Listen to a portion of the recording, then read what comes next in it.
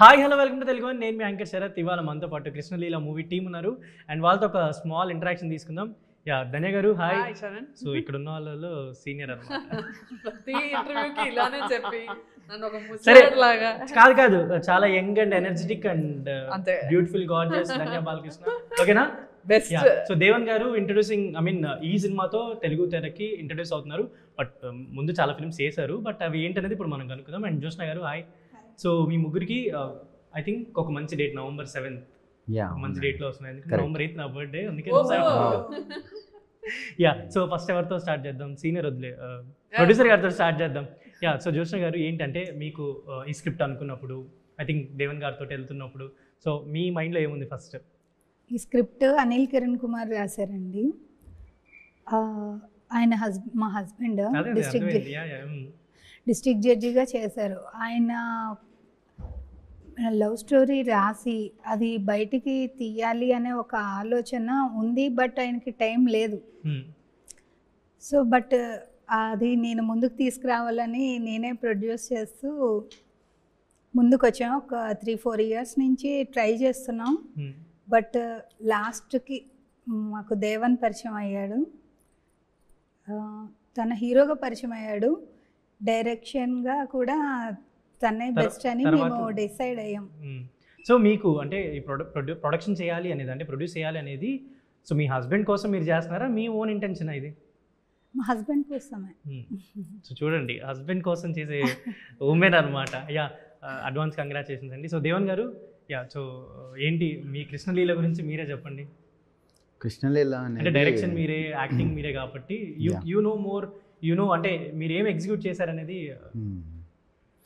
కృష్ణలీల అనేది God's play అండి. కృష్ణతత్వం అనేది ప్రేమతత్వం కదా. ఆ ప్లే ఆఫ్ లవ్ ఎంత బ్యూటిఫుల్గా గాడ్స్ ప్లే ఎలా ఉంటుంది అనేది మనం ఈ ప్రజెంట్ జనరేషన్లో ప్రతి దానికి ఏదో ఒక అబ్రివేషను, ఏదో ఒక ఎమోషన్ నేమ్ కావాల్సిన మనం ఒక గాడ్స్ ప్లాన్తో లైఫ్ని లీడ్ చేస్తే, నేచర్ ఇచ్చే ఇన్స్టింక్షన్ని యాక్సెప్ట్ చేస్తూ లైఫ్ని లీడ్ చేస్తే ఎంత బ్యూటిఫుల్గా థ్రిల్లింగ్గా ఉంటుంది అనేది కృష్ణలీలలో చూపిస్తామండి. ఒక అన్ఫుల్ఫిల్డ్ లవ్ స్టోరీ ఎలా ఫుల్ఫిల్ అయింది అనేది కథ. ఫుల్ఫిల్ అయిందా, ఇదిలో జరుగుతుందా, పూర్వ జన్మలు అలా ఏమైనా ఉన్నాయా? యా, ఇది 2 జన్మల ప్రేమ కదండి. 2 జన్మల ప్రేమ కదా. ఒక అన్ఫుల్ఫిల్మెంట్ని ఎలా ఫుల్ఫిల్ అయింది, అసలు గత జన్మ ఏంటి, ఈ జన్మ ఏంటి, అసలు ఈ జన్మలో గత జన్మ ఎలా గుర్తొచ్చింది, గత జన్మలో ట్రావెల్ అయిన పర్సన్ మనకి ఈ జన్మలో కలిసే అవకాశం ఉందా. మనం కొంతమందిని కలిస్తే చాలా త్వరగా ఫీలింగ్ వస్తుంది. కొంతమందితో చాలా ట్రావెల్ అయినా కూడా క్యాజువల్ ఫ్రెండ్స్గా ఉంటారు. ఈ కొద్దిపాటి పరిచయంలో వాళ్ళ పట్ల పడ్డ ఒక స్ట్రాంగ్ ఎమోషన్ ఉంటుంది కదా, అది ఏంటి అనేది మనం ఆలోచించలేము. ఎందుకంటే మనకి అంత లాజిక్ ఆలోచించగల కెపాసిటీ మనకు లేదు.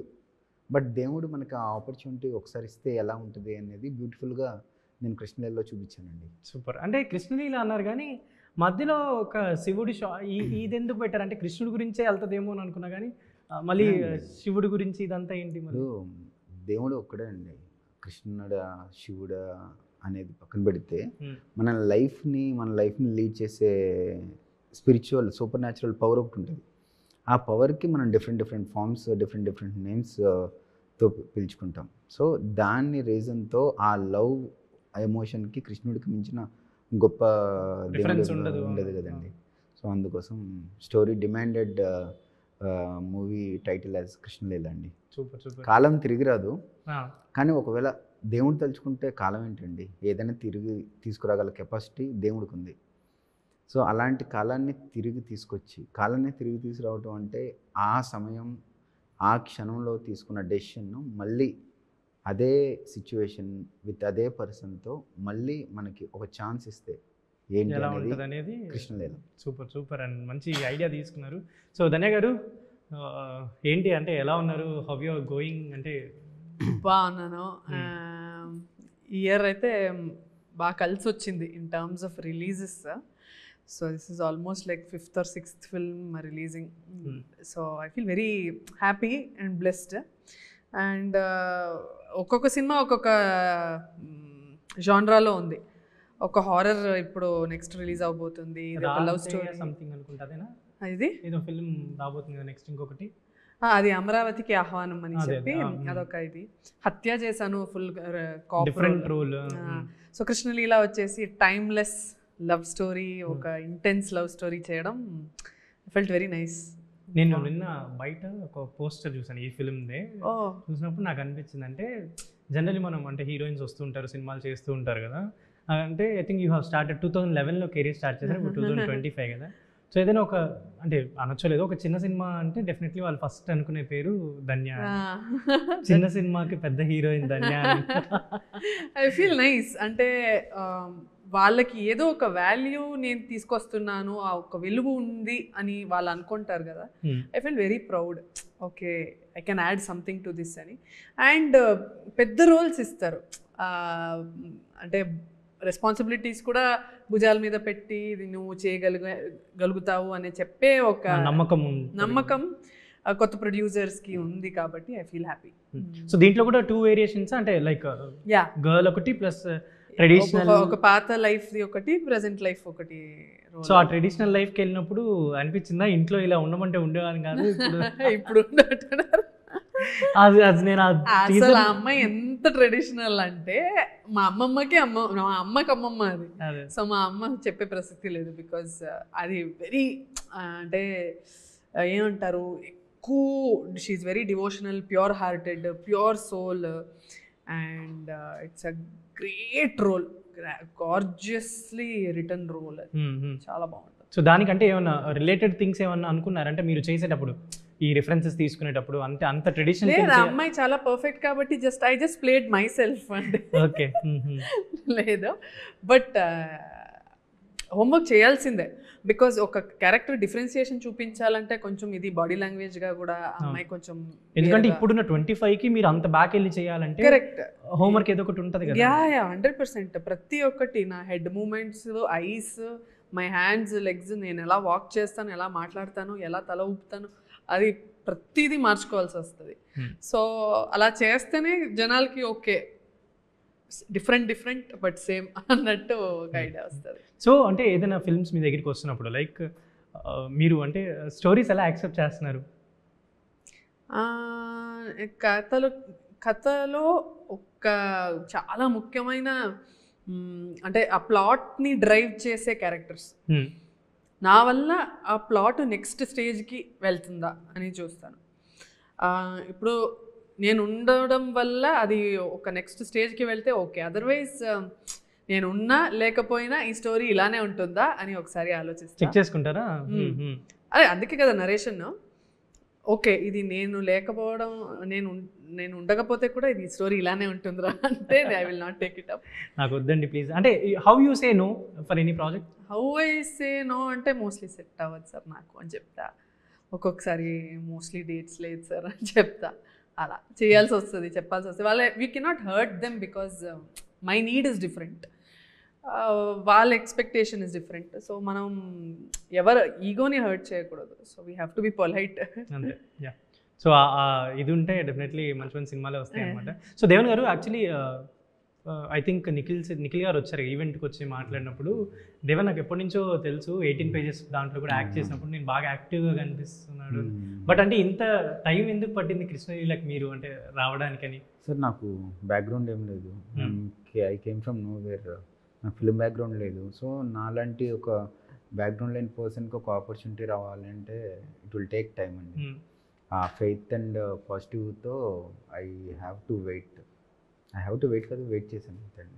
బిఫోర్ అంటే 18 పేజ్ కాకుండా మీరు ఇంకేమన్నా చిన్న రోల్స్ చేస్తాను అంటే యాక్చువల్గా మూవీస్ అంటే ప్యాషన్ ఉంది, but at the same time pocket కోసం నేను జాబ్ చేస్తూ ఉన్నాను.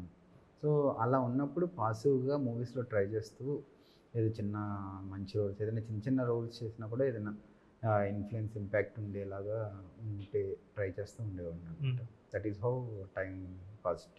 సో మీరు అంటే ఇప్పుడు అలా ఏదైనా చిన్న రోల్స్ అవి చేస్తున్నప్పటికీ, ఇప్పుడు ఒక లీడ్గా మీరే ఫుల్ ఫ్లెడ్జ్గా చేస్తున్నప్పటికీ, అందులో ఇప్పుడు మీరు డైరెక్షన్ కదా, సో ఏమైనా చేంజెస్ వచ్చాయి అనుకోవచ్చా మీరు? చేంజ్ అంటే అప్పుడంటే క్యారెక్టర్ చేస్తాం వెళ్ళిపోతాం అదేమైనా ఉంటాయి, బట్ ఇప్పుడు మీరే డైరెక్షన్ చేస్తున్నారు, మీరే లీడ్ కాబట్టి మీకు ఇది వచ్చిందా? మీకు ఏమన్నా రెస్పాన్సిబిలిటీ వచ్చిందా? ఇంకేమైనా వచ్చిందా? రెస్పాన్సిబిలిటీ ఒకటి, ఇంకా రావడానికి ఏం లేదండి. ఈ సముద్రంలో సినిమాని కంప్లీట్ చేయటమే ఒక పెద్ద task. But by God's blessings అన్నీ అనుకున్నట్టు టైంకి budget within the budget అన్నీ స్కెడ్యూల్ అయిపోయింది. So we're happy to show the audience. Waiting అనమాట November 7th ఎలా ఉండబోతుంది.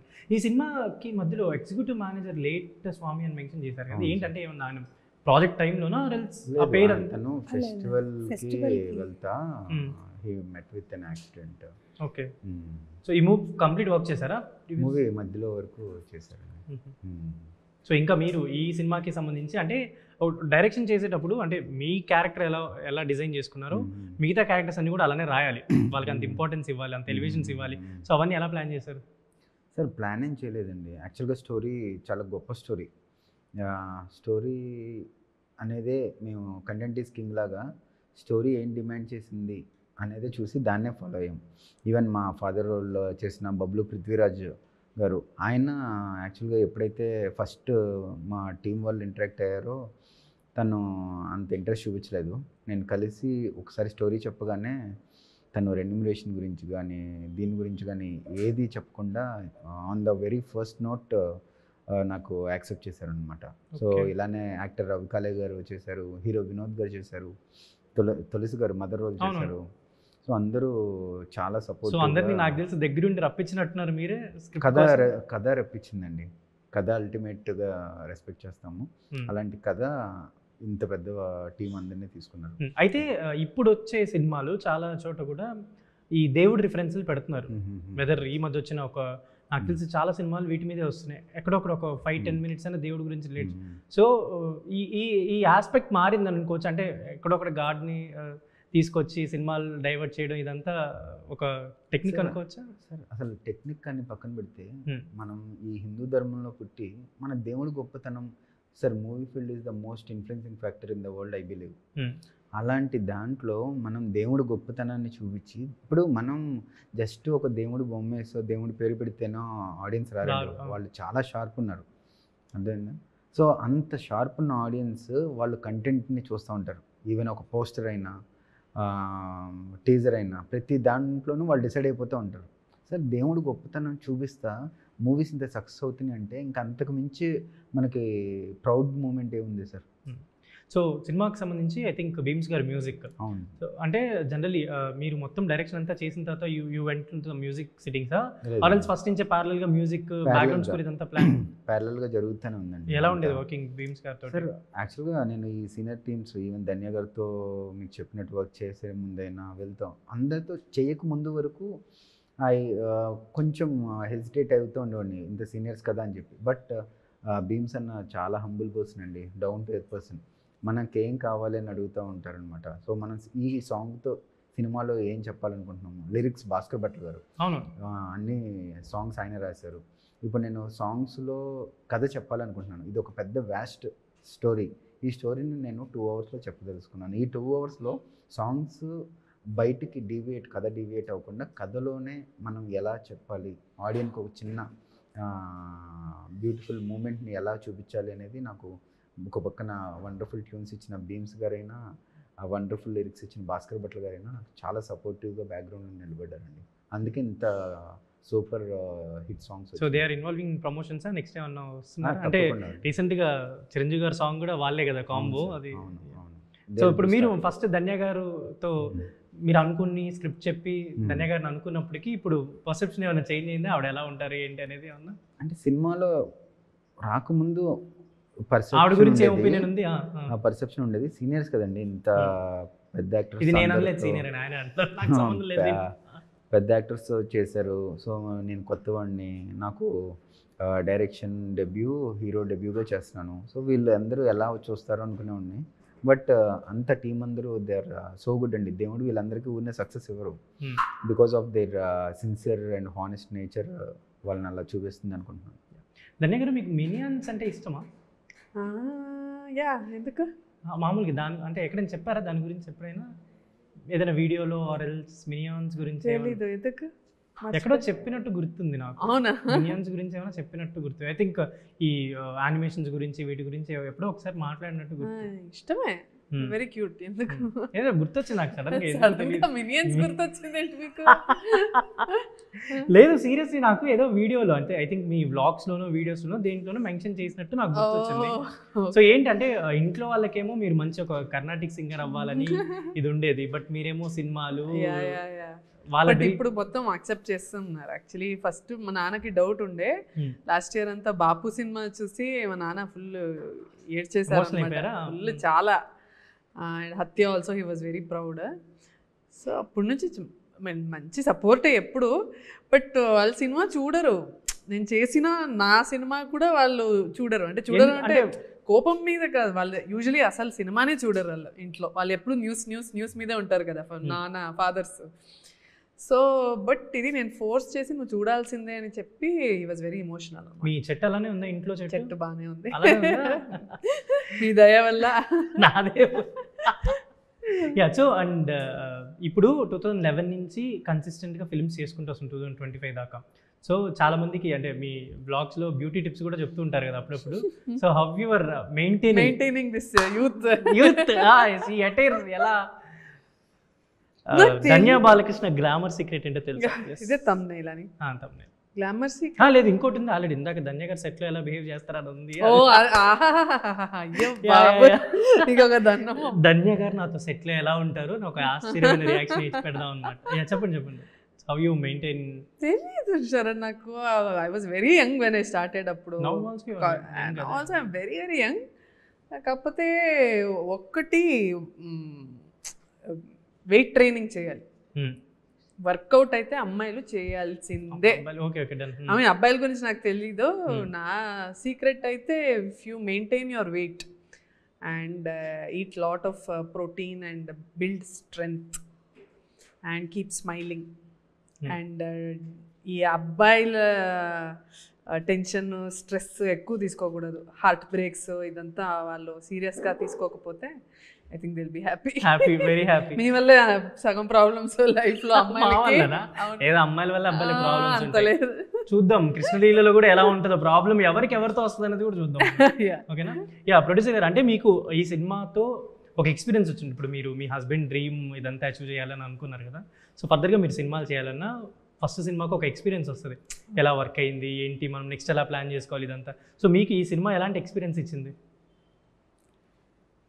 ఫస్ట్ ఇండస్ట్రీ అసలు ఎట్లా వర్క్ అవుతుంది అనేది నాకు బాగా తెలిసింది. బాగా తెలిసింది. ఓకే.